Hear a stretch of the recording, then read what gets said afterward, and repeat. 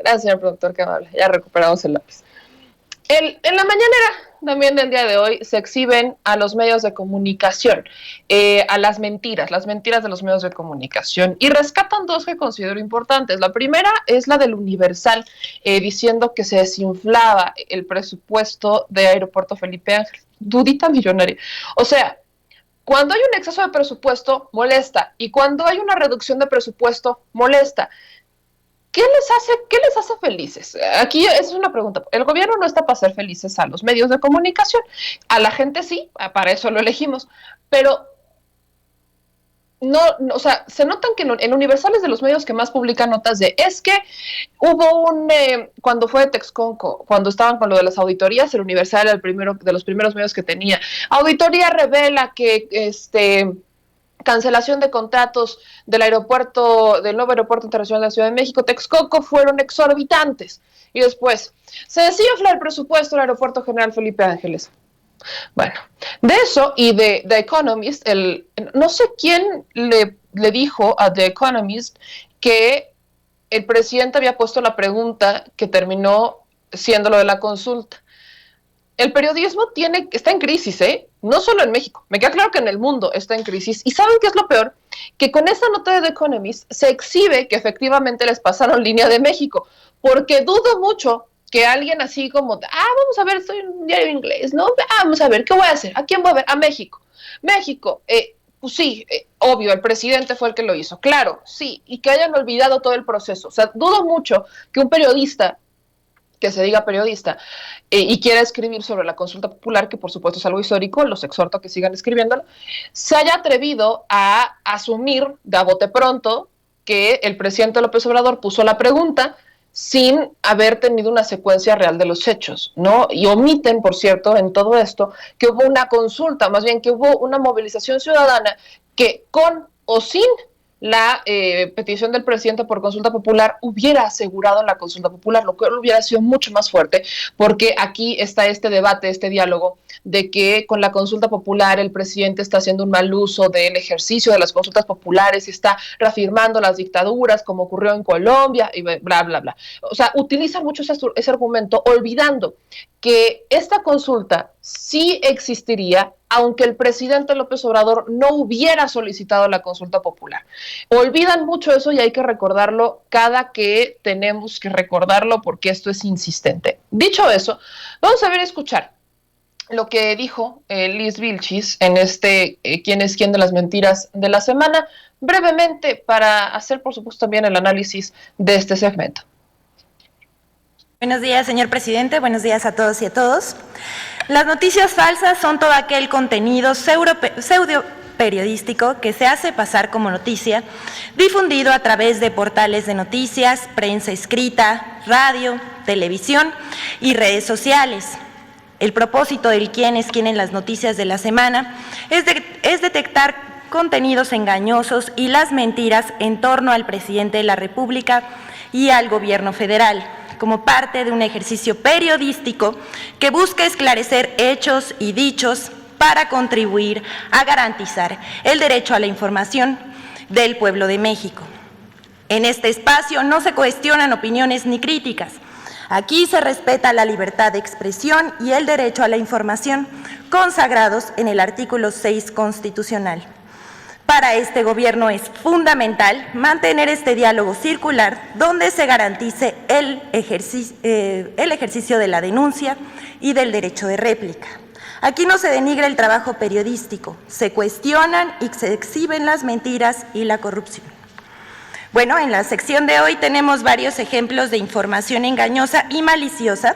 Además, presentaremos un trabajo sobre tendencias en medios de comunicación, en radio, televisión y prensa escrita en lo que va del mes de julio en todo el territorio nacional. La primera es portada con información falsa. Se desinfla presupuesto del aeropuerto Felipe Ángeles. En una portada del periódico El Universal se aseguró que se desinfla el presupuesto del aeropuerto Felipe Ángeles, cuya nota en Interiores asegura que la obra sufrió un recorte del 90% de su presupuesto, que se asignó para ejercer durante este año. El Universal asegura originalmente se autorizó a la Secretaría de la Defensa Nacional, responsable de la obra, un gasto por 37.986.2 millones de pesos. Sin embargo, las autoridades hacendarias modificaron la asignación y lo dejaron en solo 3.780 millones de pesos, lo que representó un tijeretazo del 90%. Esta información es falsa.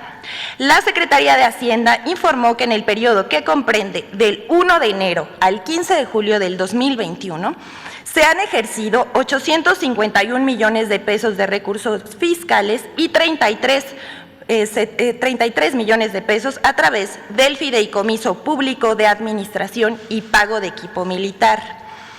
La nota del Universal tergiversa los números, ya que del presupuesto total del Aeropuerto Internacional Felipe Ángeles, 74.535 millones de pesos, únicamente falta que la Secretaría de Hacienda le asigne 3.195 millones de pesos que se pedirán en el último trimestre de este año. Bueno, la segunda nota es, artículo de opinión de The Economist se volvió una noticia nacional. Tenemos un ejemplo de cómo se crean noticias engañosas. La revista inglesa The Economist publica un artículo de opinión sobre la consulta popular en México, que se volvió una noticia muy difundida por los medios mexicanos. Primero, llama la atención que un artículo de opinión se volviera primera plana y noticia principal en periódicos, portales de noticias y noticieros de radio y televisión. En segundo lugar, el artículo titulado "El presidente de México monta un espectáculo de prueba de sus predecesores", escrito por Michael Wright, se burla del presidente y de manera engañosa hace ver que la consulta popular del 1 de agosto y de la pregunta, la que dice pudo haber sido ideada por Cantinflas, son decisiones del presidente López Obrador, al que acusa de montar una parodia del Estado de Derecho. Aclaramos que la redacción de la pregunta para la consulta corrió a cargo de la Suprema Corte de Justicia de la Nación. ¡Tada!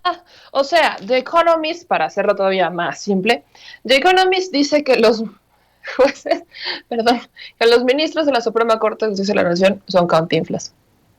Así, porque evidentemente el presidente no puso esa pregunta. La pregunta del presidente fue mucho más directa. O sea, la pregunta del presidente es, ¿quieres que se les enjuicie?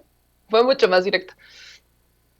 Así que The Economist dice que los jueces de la Suprema son Cantinflas.